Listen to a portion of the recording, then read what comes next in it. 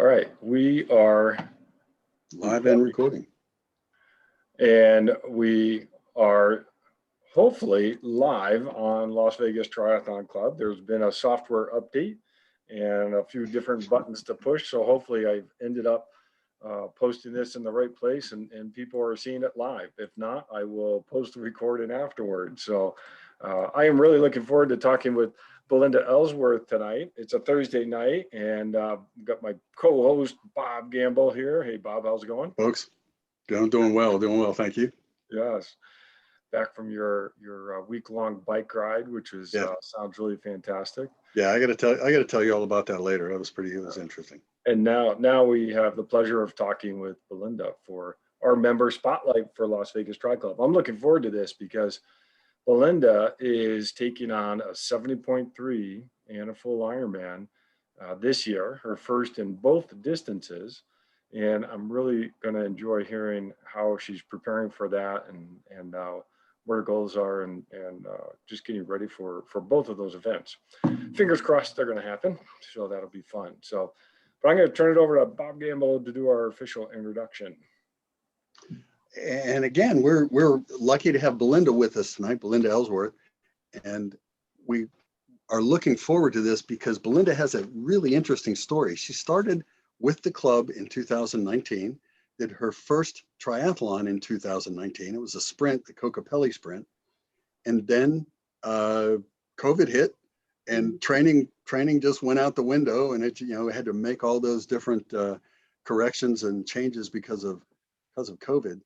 But now here we are in 2021, and Belinda is coming off learning and doing a sprint for the first triathlon in Kokopelli, and then correct me if I'm wrong, and then it was Las Vegas Tri. You did the Las Vegas Tri sprint, then COVID hit, and now in 2021, Belinda is signed up, as John had mentioned, the one he left out. Belinda is going to do an Olympic distance in Sand Hollow, followed by a half Ironman in Hawaii, followed by a full Ironman in California, all this year. So, I mean, it's just, I hope you realize just how amazing that is to progress from sprint to Ironman in this year, and you seem to be doing fine. So, well, to get started, how you doing and how's your training going? And are you staying injury free with your new workload? Yes, I am definitely staying injury free. The workload is a lot. Obviously, instead of doing one thing, I'm doing three things because normally I'm just a runner. So normally I just had to manage running. So now it's biking, running, swimming. So obviously there's a lot more. And I feel like I should be running more often, but it's like, okay, no, I also have to do these other things because I'm not as good as these other things as I am at biking or at running. Are you finding that whenever you're doing the three, that it's actually, you're not losing any fitness by not running as much? And, because you are training in your cardiovascular system and running and swimming as well. And, are you noticing that? Running definitely, or all of them definitely complement each other and help with keeping yourself fit in different aspects. Even when I was just running, I still had days that I did biking. But before I owned a bike, I would just, go to the gym and bike on one of the bikes at the gym. So with my running training, which is what I did most often prior to 2019, I still was biking.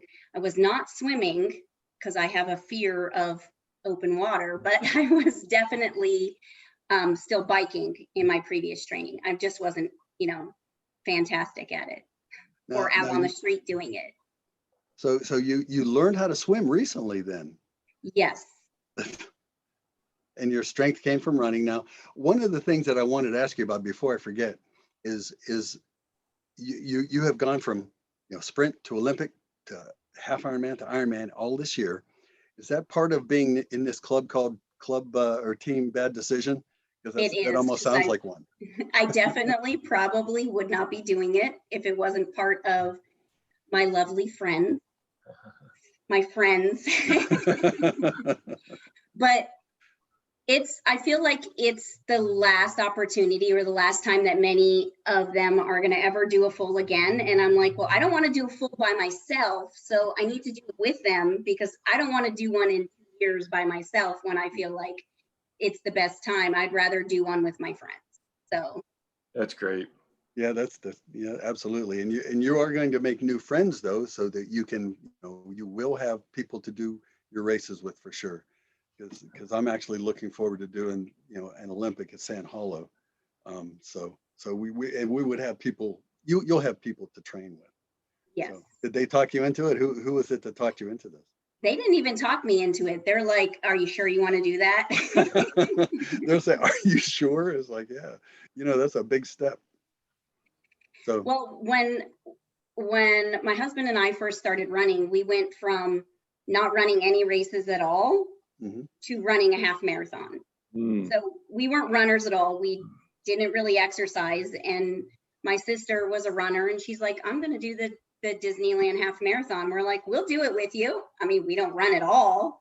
So we went from not running at all to half marathon, nothing in between. So I figure, why not doing anything? you must have some awesome genes, as far for your body holding up like that. You give some credit to your parents. Yes, my mom and my dad were both. Well, my dad was a football player in high school and also a runner, and my mom was a runner too. So. And I know that's your strength, right? Is running. Yes. You came from a running, but what did you do previously? What was your background before you got into triathlon? What kind of did you do track in high school or anything? Or no, I never did track in high school. I wanted to do track in high school, but we were not. We were very poor, so we only had one car, so my mom couldn't drive us back and forth to practice or anything like that. So, and we lived far away from the school to where we needed transportation. So I didn't do any sports in high school. I was approached by the track and field coach and the cross country coach, and he asked me to do it, and I never did it, but he did ask me to do it, track and field. But for running, my background is, I think, we've been running for about 10 years now. And we just one day went from not running at all to we're going to train for a half marathon. And to this point, I think I've ran several marathons. I was trying to Boston qualify, but they keep lowering that time. And even if you make that time, you still have to get below that time to qualify. So I was 5 minutes away at my last race, and then 2009, and then last year happened. So last April, I did a virtual Revel Mount Charleston, and I ran the marathon in 3:45. Wow. And I needed to run it in 3:40s, my cutoff. So I was 5 minutes off, but then, everything's canceled. All the races are canceled. So it's kind of like, we did a couple of races in Utah that were still open, but training was not in full effect. I bet that your running and swimming is going to lower your marathon time. I can imagine. Now, John, there's one place that John wants to go now, so I'm going to beat him to it.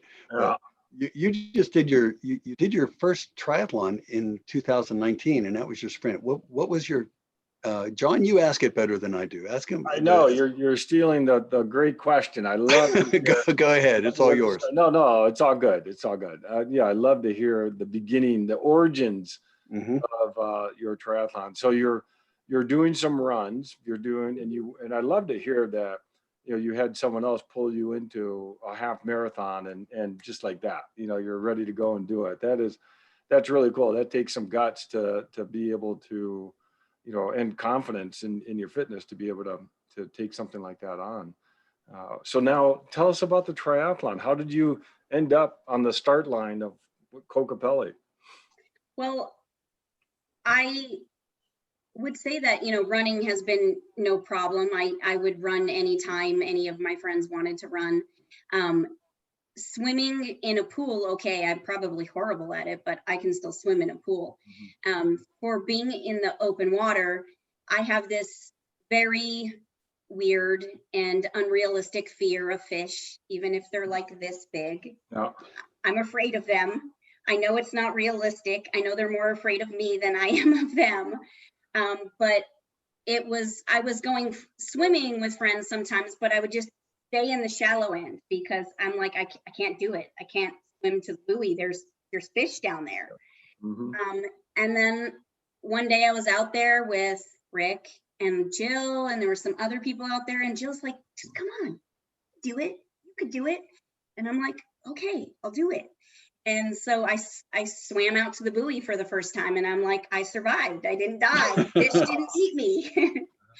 And after I did that, I'm like, you know what? I think I probably could do a triathlon. If I can swim to the buoy, which, you know, a sprint is really, you're just swimming to one or two buoys, Right. then I can do a sprint. And so at that point, I decided, you know what? I think I'm going to try and do a sprint.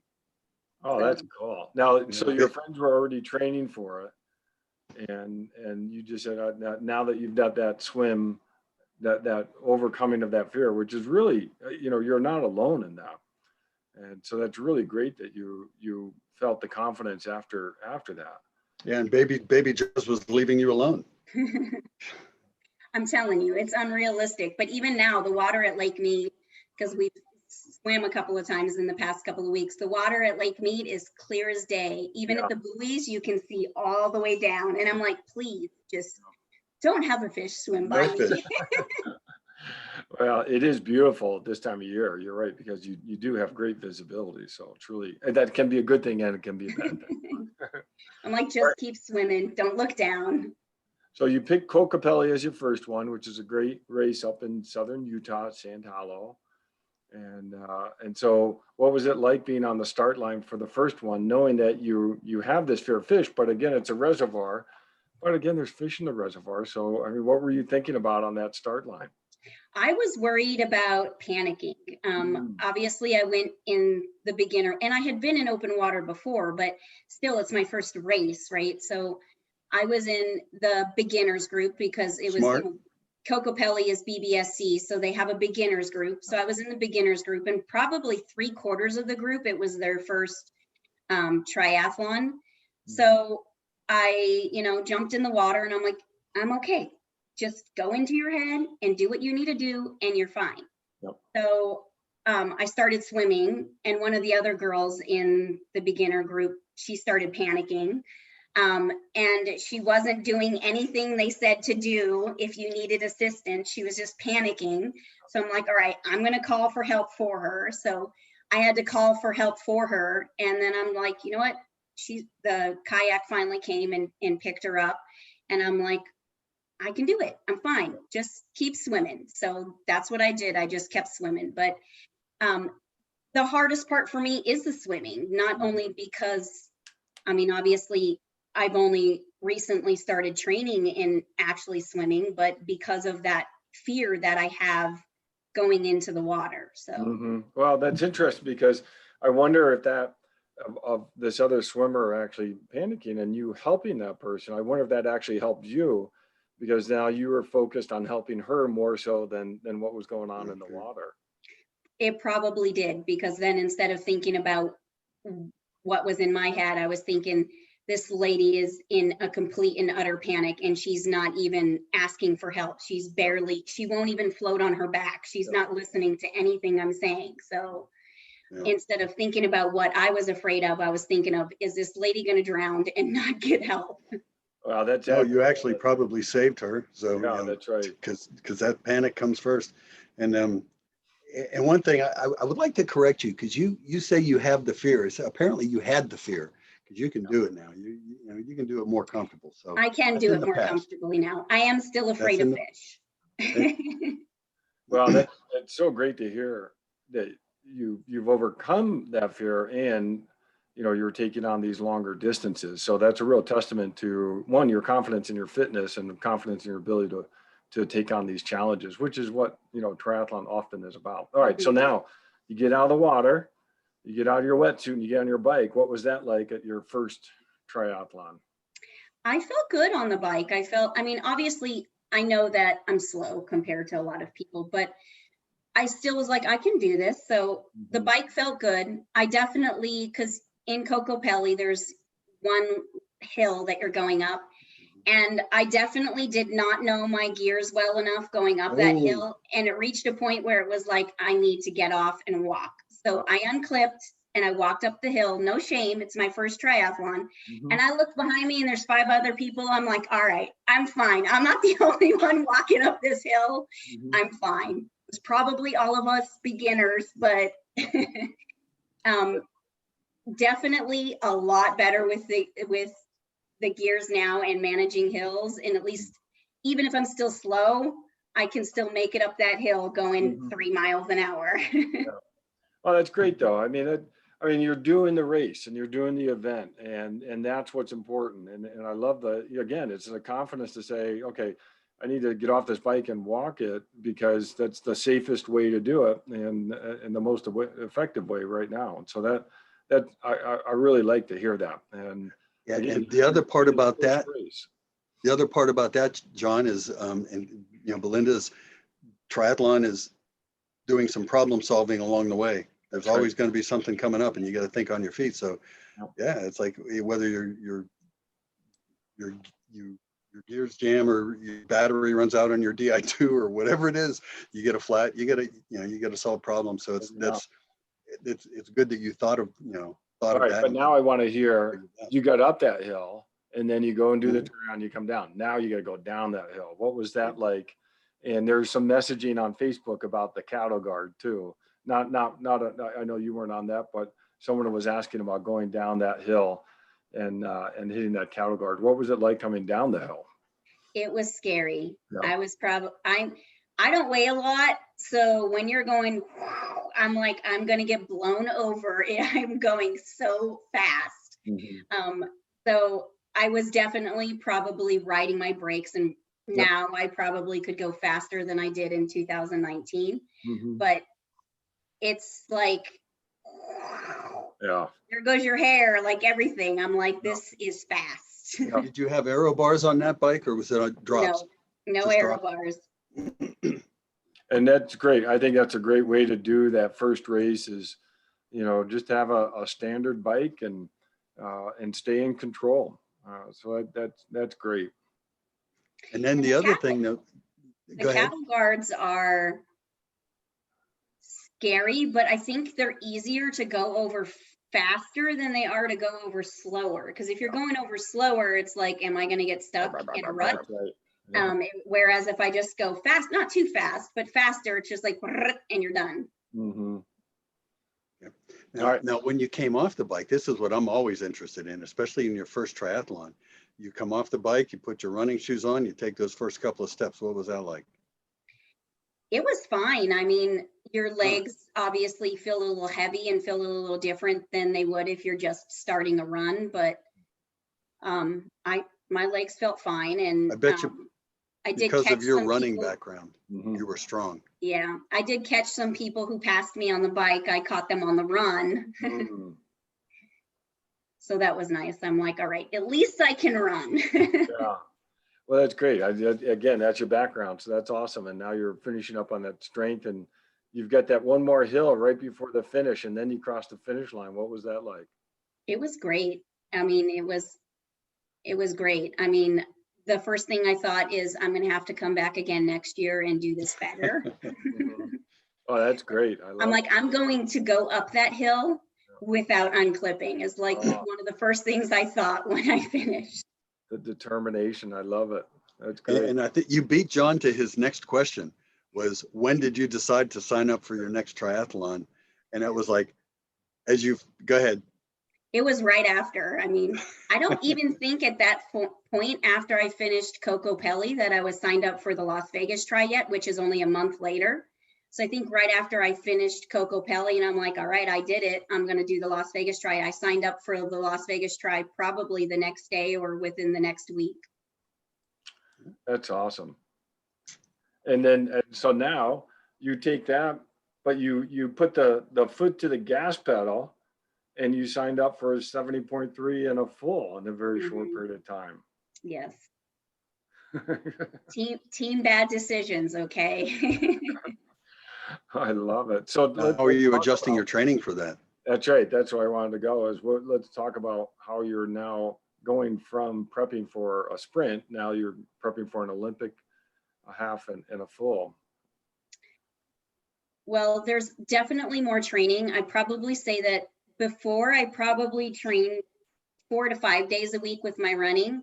And right now it's more of like 6 days a week with 1 rest day. Mhm. And sometimes, you know, with just being a working mom with kids, Yeah. sometimes I miss a training and it's like, you know what, I missed it. If I can make it up the next day, I'll make it up the next day. If I can't, I'm just moving on to my next day's training, whatever that is.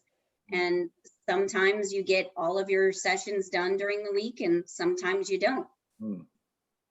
Good that you're not stressed about missing them too, because a lot of times if you do try to double up and catch up on them, that's when you can get injured because you're overdoing it. It's almost good to take a day off. Yeah. Instead. Yeah, Now- no, that is spot on. I mean, and yeah, talk a little bit more about being a mom and a busy life. I mean, that is not easy to train for a triathlon, let alone, you know, the longer distances, but you're enjoying it and that's important. It's great. I'm sure your kids see it and enjoy seeing you working hard at that. And also Belinda, you're a teacher, a fifth grade teacher. Do your kids in school know that you're training for triathlons? And if so, what do they think about it? The question always is, did you win? I know. It's like, I did a triathlon. Did you win? It's like, how do you answer? And well, I say it's not always about winning. It's about being better than you were before or achieving. Good for you. And that's my go-to every time they ask. Sometimes it is because I have placed in some races. So in some running races, I've said, yes, I've won, but that's not always what it's about. Sometimes it's just about, I set a goal and did I complete that goal? You don't always have to be the best and you're not always going to be the best. And I also say too, if I was the best, I'd be a professional. I probably would not also be teaching because I'd be training like 6 hours a day. No, you know, that is so good that you're sending that message to your kids, because a lot of, you know, fifth graders, they haven't got that message yet. You know, they haven't got that it's okay. You know, there are other goals besides winning, and you know, and it's worth it. So yeah, so I make sure cool. Every year, every class always asks me, and that's always my response is, you don't always have to be the winner. Mm-hmm. Did you set a goal? Did you achieve your goal? Well, then you're a winner in your own world, and that's all that matters. Yeah. Good. Now, one question about training also. You were obviously ramping up your training really fast. How are you keeping from getting injured, and what's some of your secrets or tips to recognize and prevent overtraining and injury? I have had an injury once. I had Achilles tendonitis and I did end up going to physical therapy. This was, you know, years ago, probably like 6 years ago, 5 years ago.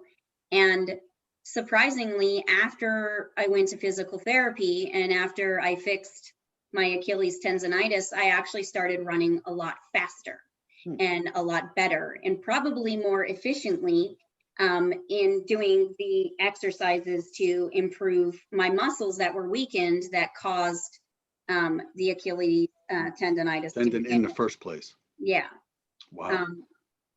I don't know if I'm lucky, if it's genetics, if it's whatever, but I seem to be fine with not getting injuries since I've had one in the entire time that I've become an active racer. In the past 10 years, I've only injured myself once. Are you doing mainly, you know, the long, slow distance zone 2 work, or do you do speed work as well? I do speed work as well. In all three disciplines. Yes, I am not. So I was training with a trainer for swimming, and we were doing lots of different training, lots of different things. But both of our schedules changed. So until school's out, I can't really do training with my trainer because our schedules are different. And also with everyone going back in person, it's basically 2 extra hours a day of me traveling to school, coming back home and doing all that. So our schedule is a little different. So once school's out, then I'll go back to training with swimming because I feel like that's my weakest of the 3. But I do try to do speed work with all 3, swimming and biking and running. And we have, during the week, we have trainers so we can train inside the house with the bike. I have a treadmill so we can run inside the house. And then when we do the longer rides and longer stuff on the weekend is normally when we get outside. Sometimes we'll get outside during the week, but most of the time the other stuff is inside on the treadmill or the trainer. Cool. I love it. So, all right, now I know your triathlon career has only started in 2019, but what's the best advice that you've been given so far? The best advice that I've been given. Besides run away from team bad decisions. Hey, I have been told don't do it, but seriously, you folks do such a great, I love seeing your group. You folks have so much fun. It really is neat to see. I respect that group a lot. I think that, yeah, we have a great relationship, a great group. We train together as often as we can. But I think just thinking about the best advice would probably be get someone who knows what they're doing to help you. Like, don't try and do it on your own. Like, I don't think, I know it probably seems crazy to you guys because you're great on the bike, but just trying to figure out a bike on your own without knowing, like, how am I supposed to know what gear I'm supposed to be in when I'm going uphill? That's not something that just comes naturally to you. It's not something that you can just naturally do. You need someone who knows what they're doing to tell you. So even if it's not a trainer, work with someone who knows what they're doing or even a little bit knows what they're doing, and then you can improve. Don't be afraid to ask. Yeah. Don't be afraid to ask. Don't be afraid to join groups who meet and do swims or do bikes or do things like that, because I was very intimidated to do things with people because I'm like, well, I suck and I'm slow and I don't know what I'm doing. And don't feel intimidated to do it. Go out there with them. If someone's posting on the triathlon page, hey, we're going to the beach, for the longest time, I'd be like, well, I mean, I don't know what I'm doing, so I don't want to go do things with other people because I'll look stupid. Do them, because that's where you're going to learn. And that is such good advice. Other people that you're with. Don't be afraid of being the worst person out there, because you can't get better if you don't train or you don't have someone help you get better. And a lot of people don't realize how supportive everybody else in the club is. That's one of the things that are so cool about the club. Everybody, without exception, wants everybody to do well. So that's a good, I'm glad you brought that up. And anybody listening, I'm glad they heard that. Oh, totally. And Belinda, I am so glad you brought that up, because that's really what I was hoping that I hear in this conversation, because it is really neat to see you go from starting triathlon to where you are now and the goals that you have. And I know how important it is, to do that with a group. And it's been so great to see. And I'm going to be really excited to see, how 70.3 Hawaii goes. We'll be there together, hopefully, right? Yes. And then I won't be doing Ironman California, but you've got a great group that is going to do that. And it's going to be a lot of fun to see you cross those finish lines. Yep. And that's my goal. My goal is just to finish. Oh. And that's also probably why you've stayed injury-free so long. That's great. And there's a lesson there too. This has been fantastic. I've really enjoyed hearing more about your story and hearing more. This is, really a great way to bookend this session with you, giving that advice about listening to others, and don't be afraid, try it and work with others. And that's really, I hear that overcoming the fear of your swimming and you overcoming those challenges, and you're just knocking them down. That's really great. So thank you so much for joining us tonight. You're welcome. Thanks for having me. Thank you. And I learned, I enjoyed it, and I learned something myself too. So I appreciate that. That's some really good advice you gave. All right. Good night, everybody. All right. Good night. Later, everybody. Bye.